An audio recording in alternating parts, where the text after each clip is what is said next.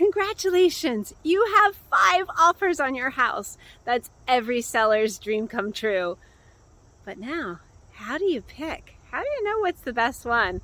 There are many factors that go into picking the right offer. Do you know what they are?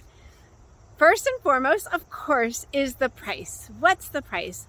Oftentimes, the highest price will be the best offer, but don't make that assumption. There are a lot of other factors that needed to be considered, including financing. What's the financing? Right now, especially with the shift that we're seeing in the market and interest rates, strong financing is going to be one of the most important factors in deciding what is the best offer for you. Of course, cash is king, and we would all love an above asking cash offer.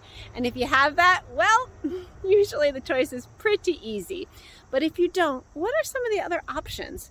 So the basic options that we see are conventional, FHA, and VA. There are other ones we see as well, but those are the 3 top ones. A conventional loan is usually going to be a little bit more money down, 5, 10, 20%. An FHA and VA can be lower amounts down. FHA and VA also may have a little bit more involved in terms of the requirements of the home.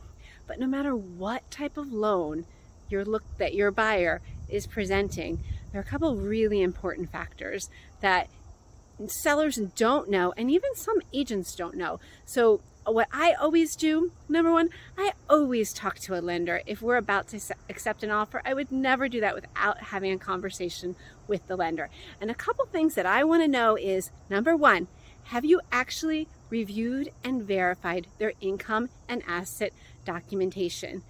It's a crazy question, but believe it or not, some banks will issue what they call a pre-qualification based on verbally stated assets and income without verifying it. And you never want to accept an offer on your home unless you know that that buyer's asset and income have been verified. Number two, I want to ask the lender just straight up, are you going to close this person? Can you guarantee me you're going to close on this person, or do you have any doubts? And the answer sometimes surprises you. A lot of times we can get information about their credit score, are they W-2? Those are all really important factors that we like to know just to feel as comfortable as possible in the purchasing power of your buyer. Because the last thing that we want is for a deal to fall apart because of financing in the 11th hour. So besides financing, some other terms include timing. Is the buyer on a strict timeline? Is the buyer flexible? Can he move fast? Can he move slow? What works for you? As a seller, the timing of the sale is just as negotiable as the price. So always keep that in mind. Another factor is inspection terms. Buyers can either do a traditional inspection, no inspection, or what we call informational only inspection.